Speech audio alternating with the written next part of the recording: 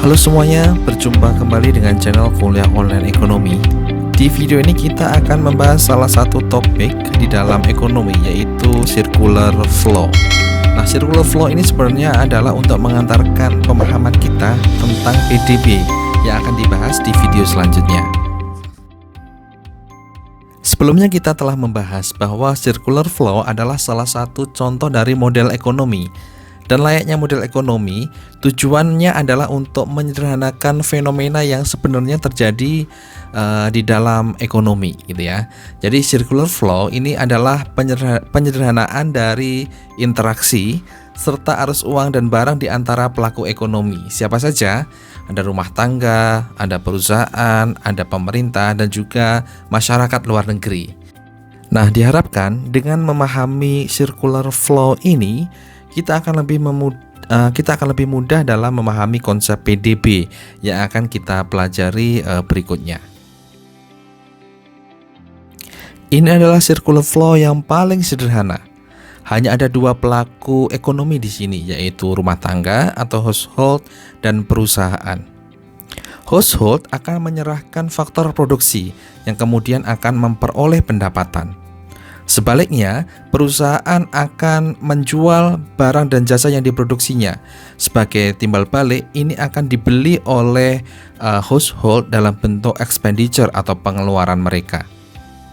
Nah, dari sini kita tahu bahwa ada arus uang, yaitu pengeluaran atau expenditure untuk membeli barang dan jasa, dan juga pendapatan atau income atas sumber daya atau faktor produksi yang diberikan tadi.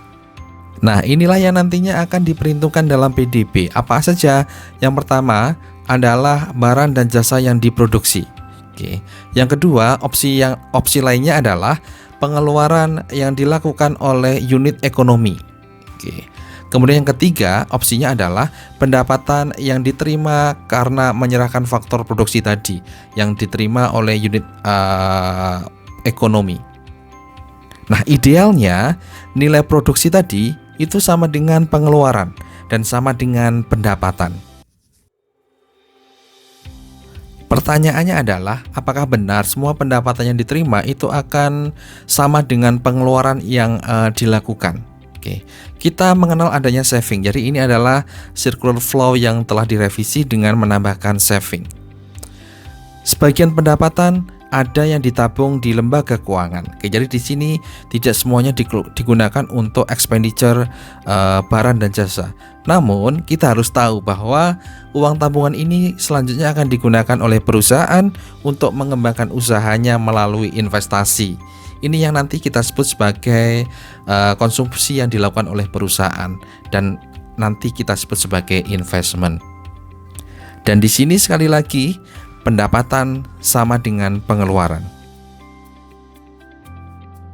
Nah, ini adalah circular flow yang telah disesuaikan kembali, yaitu dengan menambah unit ekonomi yang lain, yaitu pemerintah. Di sini kita lihat bahwa pendapatan yang diterima oleh rumah tangga selain digunakan untuk membeli barang dan jasa, selain ditabung itu juga digunakan untuk membayar pajak kepada pemerintah. Nah, di sini apakah pendapatan masih sama dengan pengeluaran? Jawabannya adalah iya. Karena apa? Karena pajak tadi itu akan digunakan oleh pemerintah untuk melakukan pengeluaran yang nanti akan kita sebut sebagai government spending. Oke, bisa berupa government purchases, pemerintah membeli barang, atau dengan membayar pegawai. Di sini nanti kembali bahwa pendapatan itu akan sama dengan pengeluaran. Nah, kita tahu bahwa pemerintah itu berinteraksi dengan rumah tangga dan perusahaan itu melalui sekali lagi penarikan pajak dan juga belanja pemerintah. Dan ini adalah revisi dari circular flow yang terakhir dengan memasukkan masyarakat luar negeri. Jadi masyarakat luar negeri ini adalah pelaku ekonomi yang keempat yang kita bahas. Interaksi pelaku ekonomi dalam negeri dan luar negeri itu dilakukan melalui kegiatan ekspor dan impor.